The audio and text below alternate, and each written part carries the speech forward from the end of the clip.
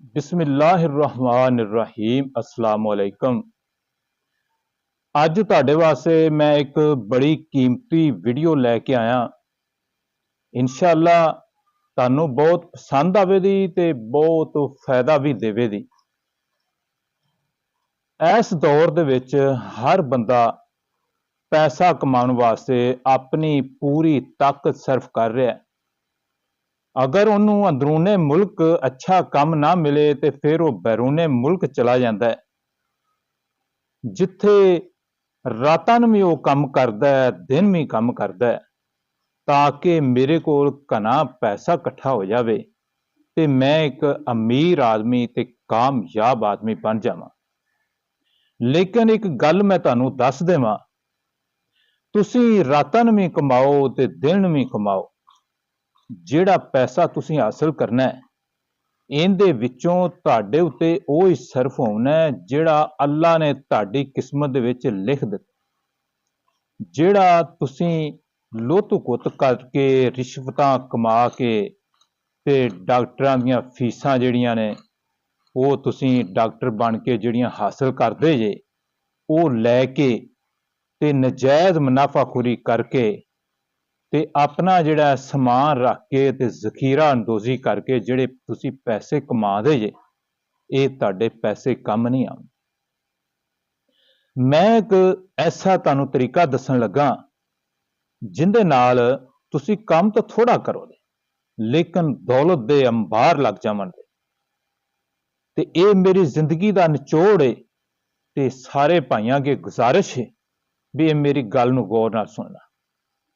ਇੱਕ ਚਰਵਾਹਾ ਸੀ, ਉਹਨੇ ਬੱਕਰੀਆਂ ਰੱਖੀਆਂ ਸੀ ਤੇ ਰੋਜ਼ਾਨਾ ਆਪਣੀਆਂ ਬੱਕਰੀਆਂ ਜਿਹੜੀਆਂ ਨੇ ਬਾਹਰ ਲੈ ਜਾਂਦਾ ਸੀ ਖੁੱਲੀ ਜਗ੍ਹਾ ਤੇ ਉੱਥੇ ਚਰਾਉਂਦਾ ਰਹਿੰਦਾ ਸੀ। ਜਦੋਂ ਬੱਕਰੀਆਂ ਜਿਹੜੀਆਂ ਨੇ ਉਹਨਾਂ ਦਾ ਪੇਟ ਭਰ ਜਾਂਦਾ ਸੀ ਤੇ ਫਿਰ ਉਹ ਘਰ ਲੈ ਆਉਂਦਾ ਸੀ।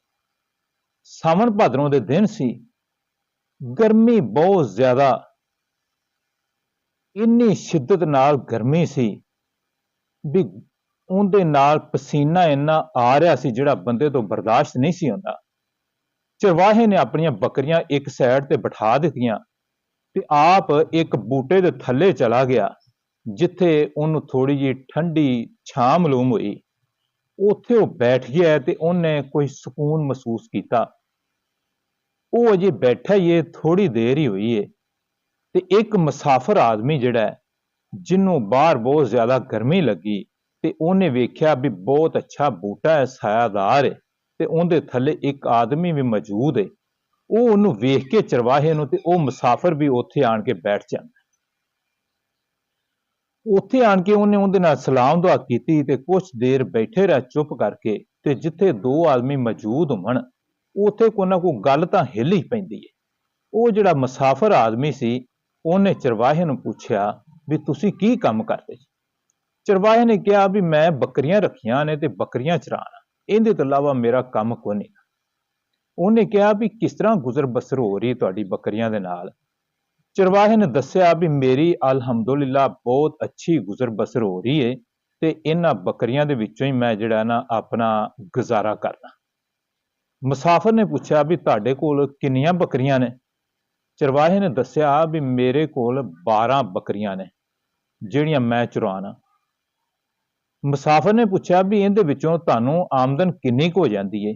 ਚਰਵਾਹਾ ਬੋਲਿਆ ਵੀ ਮੈਨੂੰ ਇਹਦੇ ਵਿੱਚੋਂ ਆਮਦਨ ਇੱਕ ਮਹੀਨੇ ਦੀ 50,000 ਰੁਪਇਆ ਹੋ ਜਾਂਦੀ ਹੈ ਤੇ ਸਾਲ ਦੇ ਵਿੱਚ ਮੈਂ ਇਹਨਾਂ 12 ਬੱਕਰੀਆਂ ਦੇ ਵਿੱਚੋਂ 6,000 ਰੁਪਇਆ ਆਪਣਾ ਲੱਖ ਰੁਪਇਆ ਜਿਹੜਾ ਹੈ ਉਹ ਕਮਾਣਾ।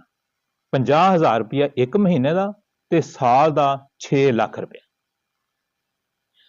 ਇੰਨੇ ਚਿਰ ਨੂੰ ਉਹ ਬੱਕਰੀਆਂ ਜਿੱਥੇ ਪਾਈਆਂ ਸੀ ਉਹਨੇ ਚਰਵਾਹੇ ਨੇ, ਤੇ ਉਹ ਮੁਸਾਫਰ ਨੇ ਵੀ ਉਧਰ ਨੂੰ ਨਿਗਾਹ ਮਾਰੀ ਹੈ ਇਸ ਤਰ੍ਹਾਂ ਤੇ ਉਹਨੇ ਬੱਕਰੀਆਂ ਗਿਣ ਲੀਆਂ ਤੇ ਗਿਣ ਕੇ ਨਾ ਤੇ ਉਹਨੇ ਵੇਖਿਆ ਵੀ ਮੈਨੂੰ ਇਹਨੇ ਕਿਹਾ 12 ਬੱਕਰੀਆਂ ਤੇ ਬੱਕਰੀਆਂ 13 ਨੇ। ਚਰਵਾਹੇ ਨੂੰ ਉਹਨੇ ਕਿਹਾ ਵੀ ਤੁਸੀਂ ਮੈਨੂੰ 12 ਬੱਕਰੀਆਂ ਦੱਸੀਆਂ ਸੀ ਤੇ ਤੁਹਾਡੀਆਂ ਬੱਕਰੀਆਂ ਤਾਂ 13 ਨੇ। ਚਰਵਾਹਾ ਇਹ ਗੱਲ ਸੁਣ ਕੇ ਤੇ ਥੋੜਾ ਜਿਹਾ ਹੱਸਿਆ ਤੇ ਉਹਨੂੰ ਕਹਿੰਦਾ ਵੀ ਭਾਜੀ ਤੁਸੀਂ ਨੈਬ ਵਾਲੇ ਤਾਂ ਨਹੀਂ ਦੇ ਜਿਹੜਾ ਇੰਨੀ ਬਰੀਕੀ ਦੇ ਨਾਲ ਤੁਸੀਂ ਮੇਰੀ ਆਮਦਨ ਦਾ ਤੇ ਕਾਰੋਬਾਰ ਦਾ ਪੁੱਛ ਰਹੇ ਜੇ? ਮੁਸਾਫਰ ਨੇ ਕਿਹਾ ਵੀ ਮੈਂ ਨੈਬ ਵਾਲਾ ਨਹੀਂ ਦਾ ਤੇ ਮੈਂ ਤਾਂ ਵੈਸੇ ਮੁਹੱਬਤ ਦੇ ਨਾਲ ਹੀ ਇਹ ਤੁਹਾਨੂੰ ਪੁੱਛ ਰਿਹਾ ਵੀ ਤੁਹਾਡੀ ਆਮਦਨ ਤੇ ਤੁਹਾਡੇ ਜ਼ਰਾਏ ਆਮਦਨ ਕੀ ਨੇ।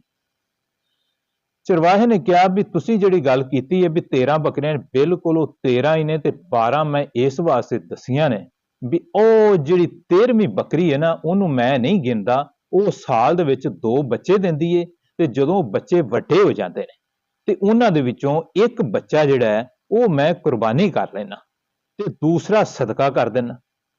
ਲੋ ਮੈਂ ਇੱਥੇ ਬੜੀ ਪੁਆਇੰਟ ਦੀ ਗੱਲ ਜਿਹੜੀ ਏ ਇੱਕ ਦੱਸੀ ਏ, ਸ਼ਾਇਦ ਤੁਹਾਡੀ ਸਮਝ ਆਈ ਹੈ ਕਿ ਨਹੀਂ। ਉਹ ਚਰਵਾਹੇ ਨੇ ਕਿਹਾ ਵੀ ਮੈਂ ਇੱਕ ਬੱਕਰਾ ਜਿਹੜਾ ਹੈ ਉਸ ਬੱਕਰੀ ਦਾ ਉਹ ਕੁਰਬਾਨੀ ਕਰ ਲੈਣਾ ਤੇ ਦੂਸਰਾ ਸਦਕਾ ਕਰ ਦੇਣਾ ਤੇ ਇਹ ਜਿਹੜੀ 13ਵੀਂ ਬੱਕਰੀ ਏ ਇਹਦੀ ਵਜ੍ਹਾ ਨਾਲ ਹੀ ਇਹਨਾਂ 12 ਬੱਕਰੀਆਂ ਦੇ ਵਿੱਚੋਂ ਜਿਹੜੀ ਆਮਦਨ ਹੁੰਦੀ ਏ ਅੱਲਾਹ ਤਾਲਾ ਉਹ ਬਰਕਤ ਪਾ ਕੇ ਤੇ ਮੇਰੇ ਨਸੀਬ ਦੇ ਵਿੱਚ ਕਰ ਰਿਹਾ। ਲੋ ਦੱਸਣ ਦਾ ਮਕਸਦ ਇਹ ਸੀ ਵੀ ਸਦਕਾ ਜਿਹੜਾ ਹੈ ਨਾ ਇਹ ਬੜੀ ਅੱਛੀ ਚੀਜ਼ ਹੈ। ਜਦੋਂ ਤੁਸੀਂ ਸਦਕਾ ਦਿੰਦੇ ਜੇ ਤੇ ਅੱਲਾਹ ਤਾਲਾ ਉਹਨੂੰ ਕਈ ਗੁਣਾ ਵਧਾ ਕੇ ਤੁਹਾਡੇ ਖਾਤੇ ਦੇ ਵਿੱਚ ਉਹ ਰਿਜ਼ਕ ਡਾਲ ਦਿੰਦੇ ਨੇ।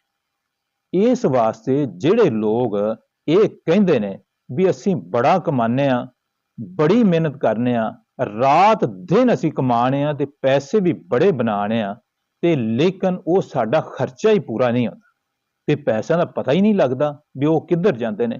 ਲੋ ਤੁਸੀਂ ਵੀ ਉਹ ਚਰਵਾਹੇ ਵਾਲਾ ਕੰਮ ਜਿਹੜਾ ਨਾ ਇਹ ਕਰਕੇ ਵੇਖੋ, ਇਨਸ਼ਾਅੱਲਾ ਮੈਂ ਇਹ ਦਾਅਵੇ ਨਾਲ ਆਣਾ ਤੁਹਾਡੀ ਕਮਾਈ ਦੇ ਵਿੱਚ ਵੀ ਅੱਲਾਹ ਬਰਕਤ ਪਾ ਦੇਗਾ। ਥੋੜੇ ਪੈਸੇ ਕਮਾਓ ਦੇ ਇਨਸ਼ਾਅੱਲਾ ਖਾਦੀ ਜਾਓ ਤੇ ਮੁੱਕਣ ਦੇ ਨਹੀਂ। अस्सलामु अलैकुम व रहमतुल्लाह।